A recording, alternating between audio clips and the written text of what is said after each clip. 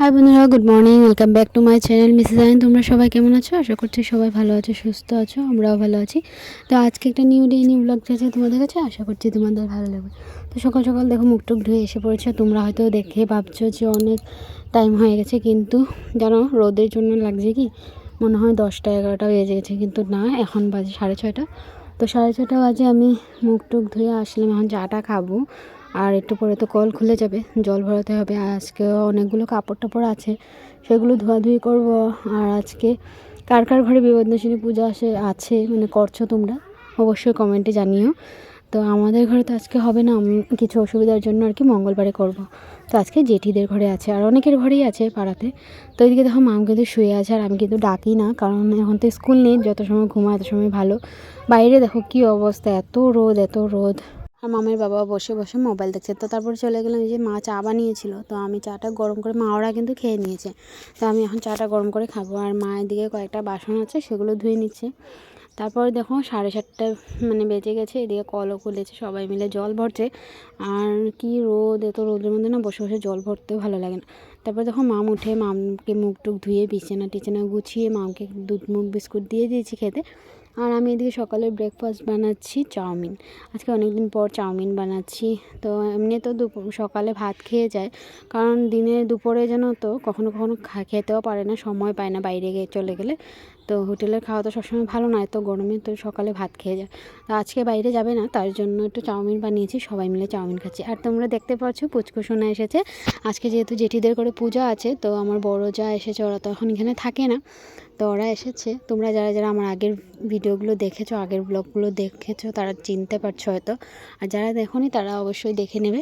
তো এদিকে পুচকু সোনাকে দেখো, ও না দেখে ওরও খেতে ইচ্ছে করছে, বারবার মানে হাতটা নিয়ে যাচ্ছে সামনে। আর মামের প্লেট থেকে তো ফেলেও দিয়েছিল। তো ভাবলাম ছোটো বাচ্চা, এখন দাঁত উঠেছে, একটু একটু খেতে চায়, তো একটু হাতে মানে টিপে ওকে দিয়ে দিয়েছিলাম। তারপরে দেখো দিয়ে এক বালতি কাপড় ভিজিয়েছি। আর যেহেতু আমার পিছনে না এখন রোদ পড়ে, মানে খুব রোদ পড়ে, তো তাই কম্বলটাও মেলে দিয়েছি। তো কাপড় ভিজিয়ে চলে আসলাম ঘর মুছবো। আর ঘর না মুছলে তো জানোই আমার ভালো লাগে না, একটাই রুম, যদি সেটাও মুছে না রাখি ভালো লাগে না। তারপর দেখো ঘর মুছে কাপড় টাপড় ধুয়ে দিয়ে চলে আসলাম স্নান টান করে।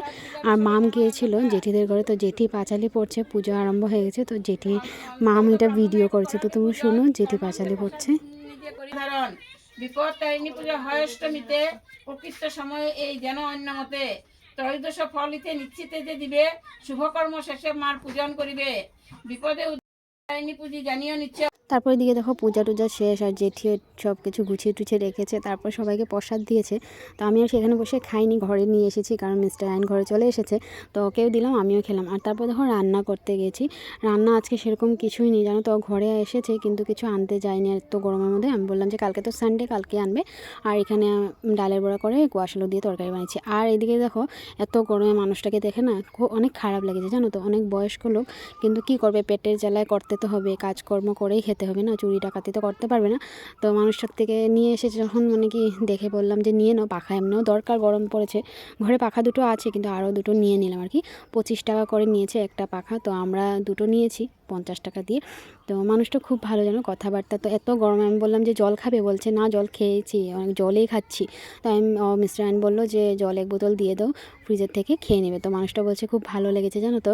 তারপর জলের বোতলটা নিয়ে বলছে যে নিয়ে যাই, রাস্তাতে যদি জল পিপাসা লাগে খেয়ে নেবো। তো আমি বললাম যাও ঠিক আছে।